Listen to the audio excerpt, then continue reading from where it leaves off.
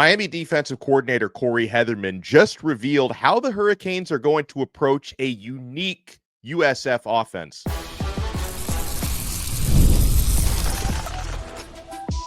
You are Locked On Canes, your daily podcast on the Miami Hurricanes, part of the Locked On Podcast Network, your team every day. I am Alex Donno, University of Miami alumnus, co-host of Locked On ACC and host of Postgame on the Hurricanes Radio Network. And thank you so much to the everydayers for making Locked On Canes your first listen. We're available free wherever you get your podcasts. We're free on YouTube. We're part of the Locked On Podcast Network, your team every day.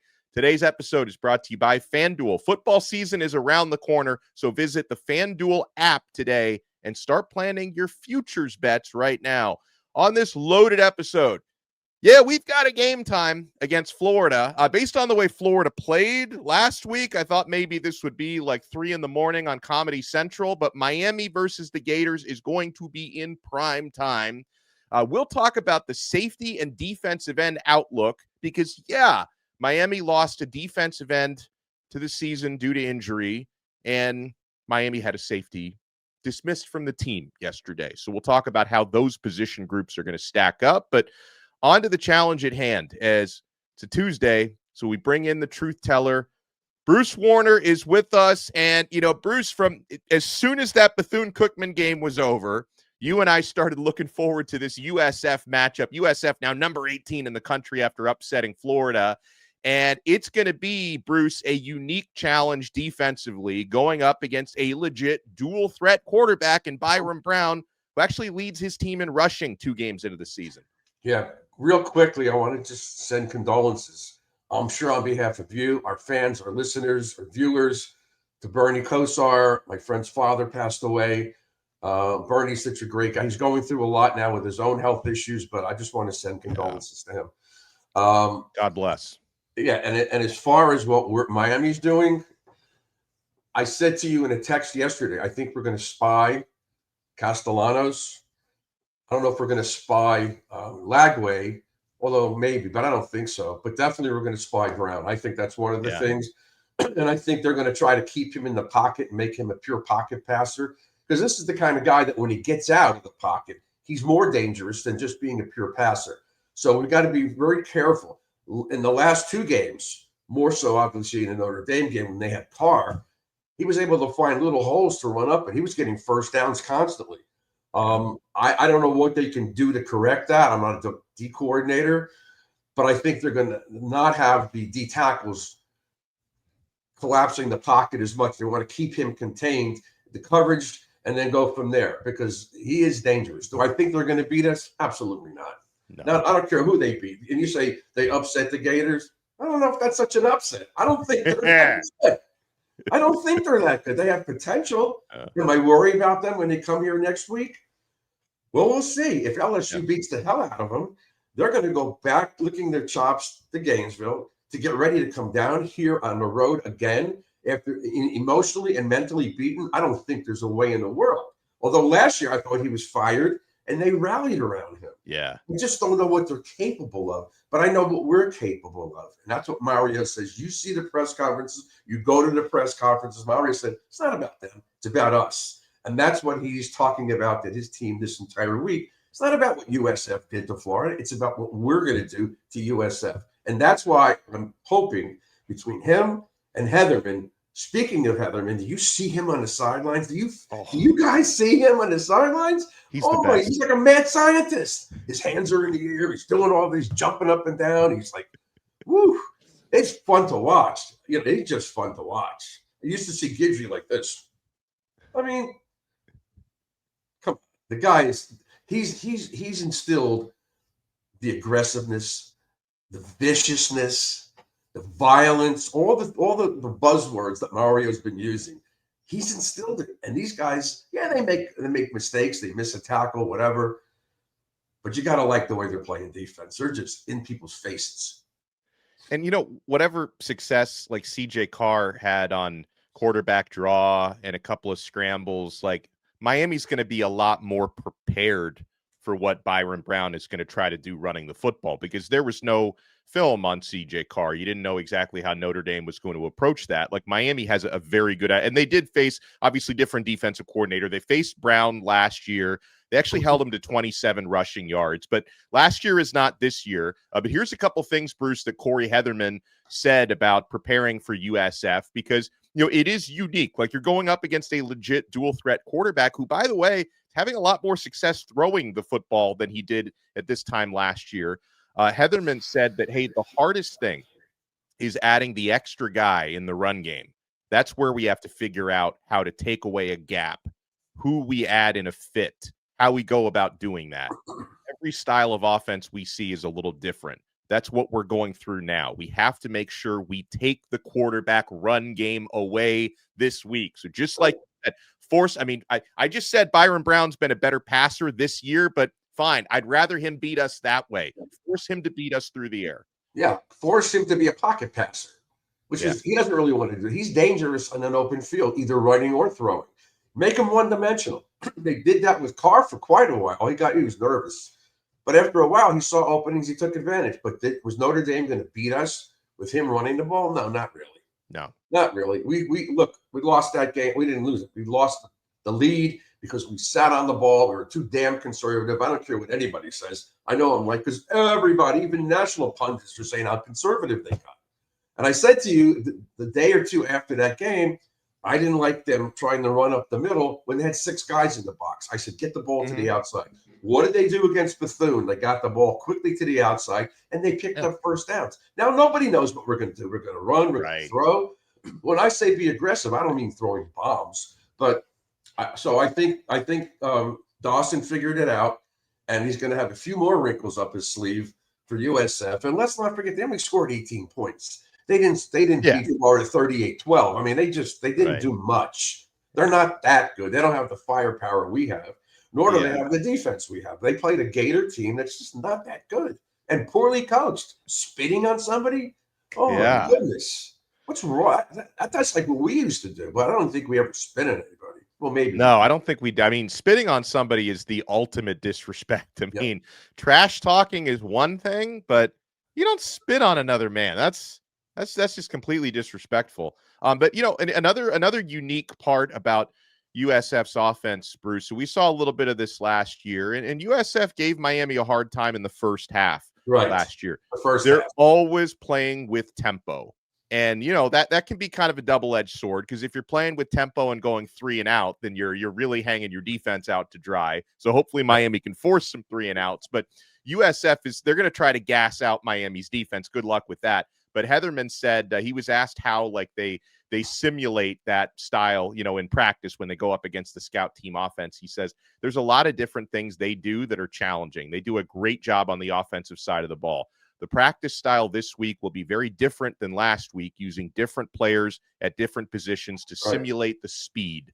The quarterback position will have different guys give us looks there. I mean, they'll probably be using some running backs as stand-ins for Brown at times. The tempo piece will crank up in practice. They do a good job of going fast and putting pressure on the defense. So I'm actually, Bruce, I'm really excited to see what Miami comes up with, because when Minnesota, their defense last year, they kept every quarterback in check running the football. I mean, probably the most true running quarterback they faced last year at Minnesota was the quarterback from Nevada. They held him to 1 rushing yard. So I'm excited to see what Heatherman comes up with. I think Torrey is going to be probably the spy in this game. Yes, that's what I think. It can't be Basaint. It can't be any of the D linemen. So it's got to be Torrey, or maybe one of if they use 5 DBs. That could be, but that'll take away from a safety or something. So probably Torrey, because he's around the line of scrimmage anyhow. He'll probably spy him, and if he takes off, he's there. So that's what I expect. I mean, I think that's what's going to happen. Yeah, and I want to get into Miami's offensive approach on the other side, because you can definitely learn a lesson on where Florida failed on Saturday. Plus, with Miami losing a defensive end, true freshman HAYDEN Low, to the season due to injury, and losing one of your depth safeties, MARKEITH WILLIAMS, who was dismissed from the team. Let's take a look at what Miami has at defensive end and at safety, and why, and I'm not just saying this to be a sunshine pumper, but I think we're still in really, really good shape at those position groups. You want to keep it locked right here? Right. Well, go ahead, Truth Teller. What do you got? And the backups have played the first 2 weeks. So it's not like they're going to play for the first time against USF. Right. Well, the two guys that we lost hadn't actually even played in either of the first two games. So nothing's different. Nothing's different. That's true. You want to keep it locked right here, my friends. We're only getting started on this brand new episode of Locked On Canes. Folks, it's time to fuel up and turn it up with 5-Hour Energy Transfusion. This grape, ginger, and lime flavored shot brings the iconic taste of a golf course favorite to a non-alcoholic boost. Perfect for sinking birdies or making great memories with friends. It's a hole-in-one for your energy game. Whether you're out on the course or just need a little extra push to power through your day, 5-Hour Energy Transfusion delivers the clubhouse flavor you love without ever leaving the green. I've got so many memories growing up. I used to play golf with my granddad, who was like into his 80s. He was an avid golfer. When he was in his 70s, he was playing circles around me. I take my son out to the driving range. I mean, it's so much fun. Golf is all about good times with good people and good flavors. The grape, ginger, lime flavor of 5-Hour Energy Transfusion gives you the best parts of your clubhouse go-to without leaving the course or chasing down the bev cart. Now you can amp up the fun even more. Just buy, snap, and enter for a chance to win a dream golf trip for two to any golf tournament in the USA. Tee up that trip. Visit 5hewin.com for full rules and entry. No purchase necessary. Excludes the Masters tournament. Ends October 31st, 2025. We're also brought to you by FanDuel. The NFL season is here. College is already here. FanDuel is making sure you're ready for kickoff with a can't-miss offer. Right now, new customers can bet just $5, and if your bet wins, you'll get $300 in bonus bets to use across the app. Guys, I love the player props on FanDuel, the same game parlay, even jumping in live as the action unfolds.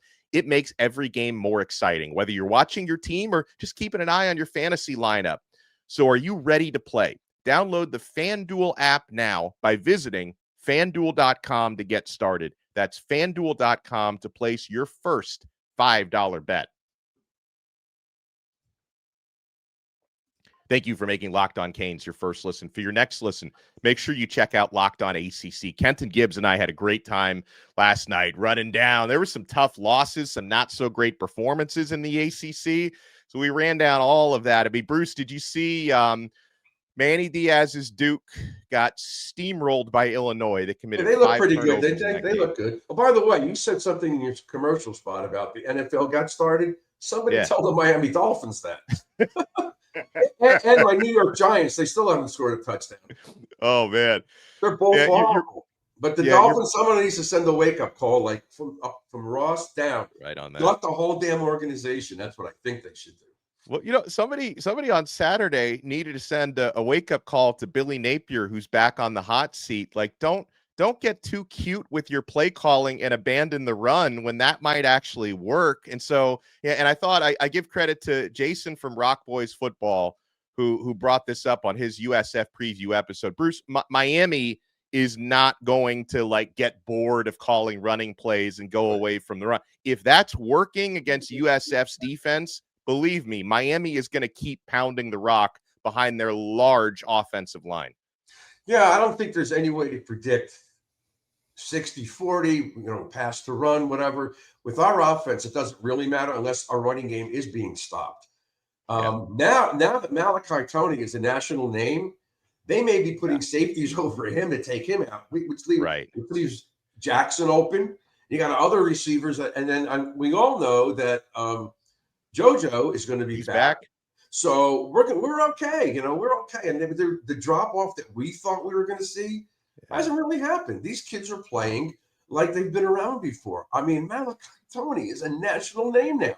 Doesn't mean he's going to keep this up for 12 games or whatever it is, but it's exciting to watch. For the game coming up, I think we need a couple of things: gap integrity, not just the spy, but gap integrity, because this kid takes advantage of it. And I like this. And again, jump out in front. We did it against Notre Dame. We did it against Bethune. I said it all last year. We had a great offense, but the defense would always let the other team back in the game. And I think our defense is much improved. Not there yet, but much improved. So do you want to talk about, because you mentioned the depth on the D line and and the safety spot. So we talked about it. There's Pickett. There's who else we got? Well, Blunt, here's Blunt, okay. we got enough guys on there. Yeah, here's what I got on this is the Donno depth chart where I'm putting guys in order.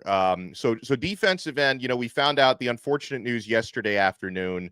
HAYDEN LOW, who we have really high hopes for, he's out for the season. He suffered an injury late in training camp. He tried to come back, but they decided he needed surgery. But he will be back for spring. So yes. It's not one of these where we have to worry about it. He will be back for spring. So it's just out. He's out. Probably not for the whole season if they didn't want, but they're shutting him down. What's the purpose of it?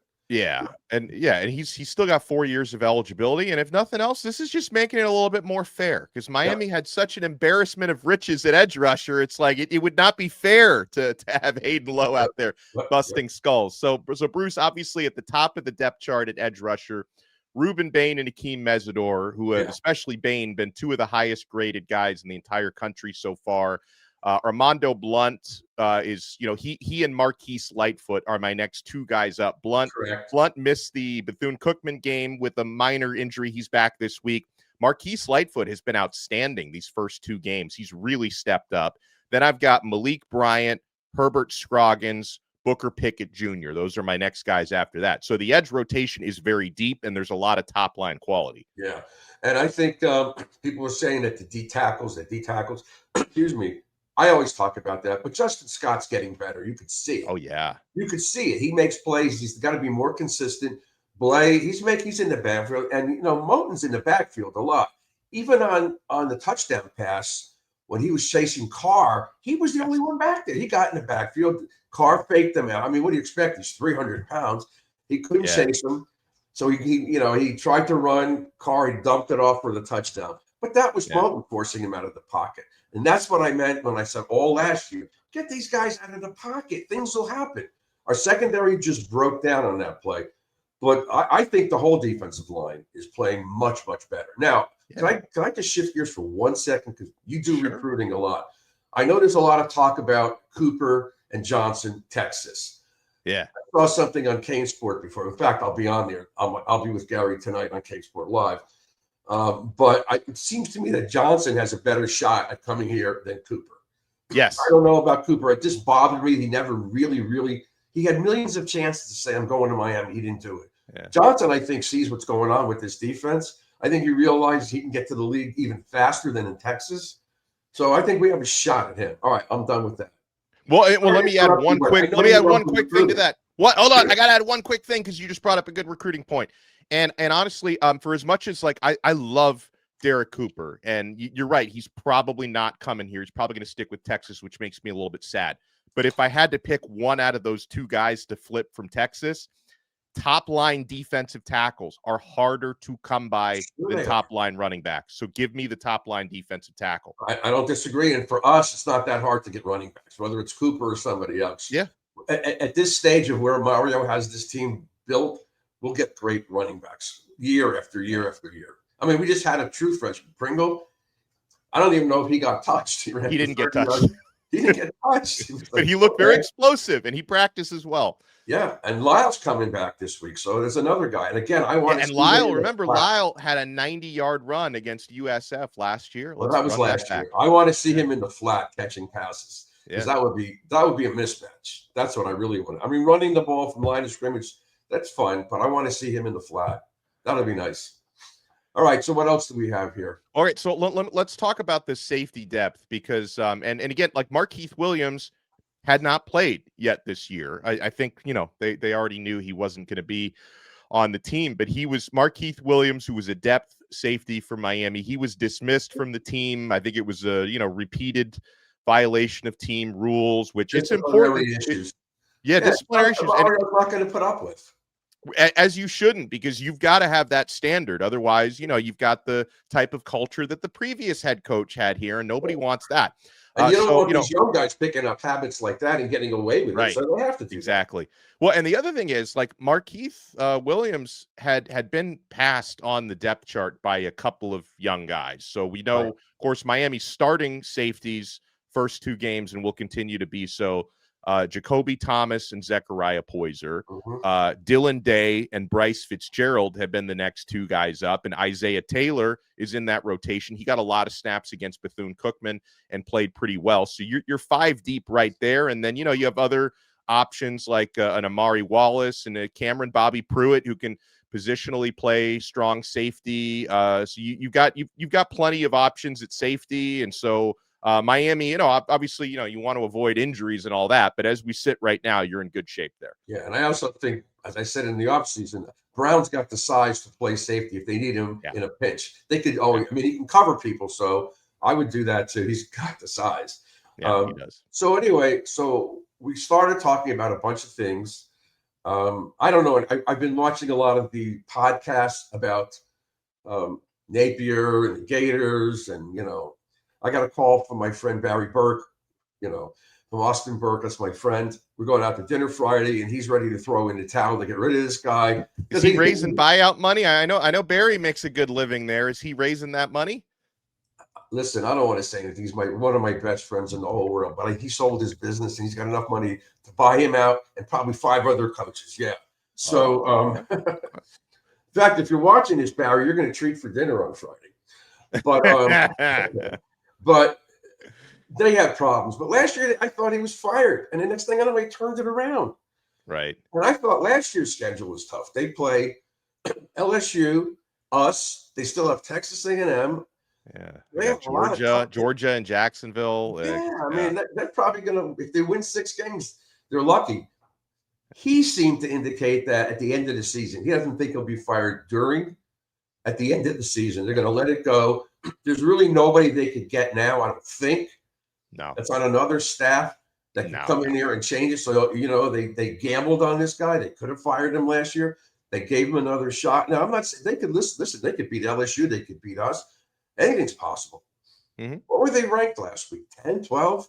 I think 13th. They're out of the rankings now. Yeah, they're out of the rankings, right? So they're going the wrong way. But I'm not going to talk about it in any sort of let's fire this guy, because I just remember us 9-0, wound up 10-3. There's nothing for us to say. Everything, we have control of our own destiny. Run the table, and that's it. Nobody could beat us if we're undefeated. So, I think this game is tough, but this is a game as a precursor to Florida, and then going to Tallahassee, which I think would be the toughest game we play this whole season. Yeah, I don't think Virginia Tech's that good. I was worried about them. They looked. I mean, did you see what happened to them against Vanderbilt? They threw in the towel. They were at home. They threw in the towel in the they give up 34 unanswered points in the second half. That was disgusting. If we don't beat them, we have problems. Right. Yeah. I don't think Louisville's that good either. They're okay. No. It might be good. Pitt, the last game of the season over there. They might be. But again, every game, one at a time. Let's be ready. Let's be aggressive. No letdowns this week, and jump out in front of USF and make them become more one-dimensional. So, you got to control down and distance in games like this. So if you can contain Brown on first down, he's got to be doing something magical to move them down the field. So first down is always critical against a kid like that, Well, I got a question for you about the USF game, and then we want to let people know where, because there's the broadcasting information can be confusing sometimes, where you can watch your Miami Hurricanes and when the next couple weeks. You want to keep it locked right here, my friends. We got the truth teller with us, and we're not done yet on this brand new Locked On Canes. Guys, the only ticket app that I use to buy my college football tickets, my concert tickets, my NFL, NBA tickets, NHL, is Game Time. I'm so excited for the rest of football season, the tailgates, the rivalries, the energy. There's nothing like it, but let's be real. Actually getting tickets can feel like more of a battle than the game itself. Endless queues, hidden fees, prices jumping at checkout. That's why I use Game Time, the app that gives the advantage back to the fans. It's the easiest way to score last-minute tickets at the best prices with no surprise fees. What you see is what you pay. Guys, I was just looking a few minutes ago at tickets for USF at Miami, starting at $48, and that includes the fees. No hidden fees tacked on at the end. You're going to find the best possible deals at Game Time. I love the zone deals, too. You pick the section, Game Time picks the seats, and you save big. Take the guesswork out of buying college football tickets with Game Time. Download the Game Time app, create your account, and use code Locked On College for $20 off your first purchase. Terms apply. Again, that's promo code Locked On College for $20 off. Swipe, tap, ticket, go. Download Game Time today. So here on a Truth Teller Tuesday with Bruce Warner. Yeah, I got another thing. Sorry to keep interrupting, but this is good for the fans. The hell? So a few weeks ago, I told you that I got a text from Dwayne Starks, right, and Lewis Oliver, and they said they're having the biggest tailgate party ever the day before Florida-Miami game. So it's next Friday, not this one, next Friday night at the Hard Rock. Right. So, and now I understand it's open to the public. Okay. So I'll go. What I'm looking at it, well, you are going. I already invited you. You're my I know. One. Debbie Singh. I can't show up your home. Channing Crowder, Clinton Portis, Mel Bratton, Eric Brett, Mike Pouncey, Marquise Pouncey, Benny Blades, Javon Curse, Lito Shepard, Ray Lewis, Fred Taylor, Michael Irvin, Emmett Smith, Tim Tebow, Andre Johnson, Tebow, James, Tebow, Andre Johnson, Edgerrin James, Bernie Kosar, maybe, but he should be here, and Steve Spurrier. So they're all going to be there. That's what it said. I mean, and I know Dwayne is in charge of the NFL association here in South Florida. So remember that party I went to? All these guys were there. Yeah. 2 months ago, Kokomos, or whatever that was called. Yeah. So you guys are invited. So next Friday night, I think it starts at like 4 or 4:30. It's not late night. It's like late afternoon. But you guys could see all your buddies, all the Florida Gator fans and then the Miami fans, and we could do what we did in 2000 in New Orleans. We could beat the crap out of you guys. I got Tim Tebow. I'll take him out. You can handle Spurrier. I don't even know if I could. He's older than me, though, at least. Somebody's older than me. Oh, but that's a hell of a who's who, isn't it? That's unbelievable. But by the way, so the spread, I mentioned this on an episode I did last night. Bruce, the point spread for this one, Miami's favored by 17.5 points. Do you think Miami wins by more than 18? Like, how do you feel about it's a big number, ranked versus ranked? No, I think less. Yeah. I don't want to. I want to say we're going to blow everybody out. Yeah. But I got yelled at from Caesar the other day where I was talking about Notre Dame. I said, I hope we blow them out. He says, just win by 1.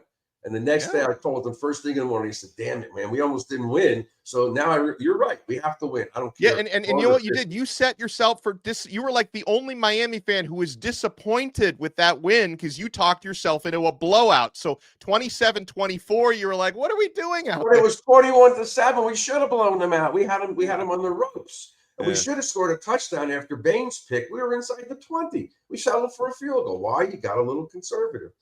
But, we have to win. I don't care anymore what the scores are. Just win. And by the way, I just said something about Mark. I told you off the air.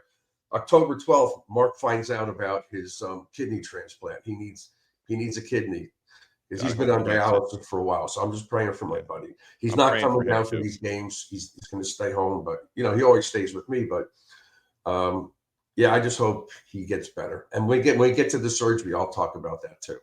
I know all you guys are praying for Mark because as much as he wasn't a star here, he was a popular player because he talked smack constantly. He was always getting penalties. He was just crazy, and he's still crazy. You know that yourself. Oh yeah, he prank called me one time before I had his number saved, and he told me he was going to kick my what. I'm like, who is that this? Was funny. We were in the car. I said, let's call him up, but if you call on my phone, he'll know it's me. So he called you on his phone. He said, and you were, who is this? Your wife is there. Who is this? Yeah. Is this Alex Donno? Yeah. Who is this?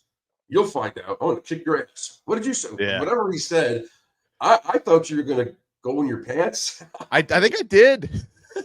I might have. I mean, that's scary, isn't it? Yeah.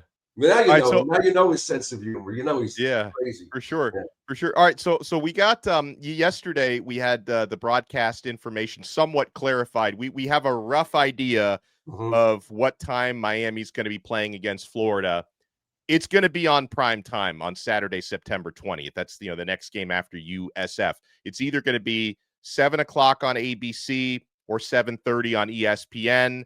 I mean, not expecting this to happen, but if Florida beats LSU and assuming Miami beats USF, we might even get College Game Day. But I don't expect Florida to win in Baton Rouge, but it's going to be in prime time. And then Bruce, have you made sure for this weekend for the 4:30 p.m. game against USF? Have you made sure you have the CW network and you know where to? All right, just making sure. I'm Some not people worried are. about it. Yeah, I'm not okay. worried about it at all. Yeah, I got the CW. I even got the other day. I watched the game on my computer. I had The Baylor I SMU got game. ACC Network Plus or ESPN, whatever I got. I watched that game.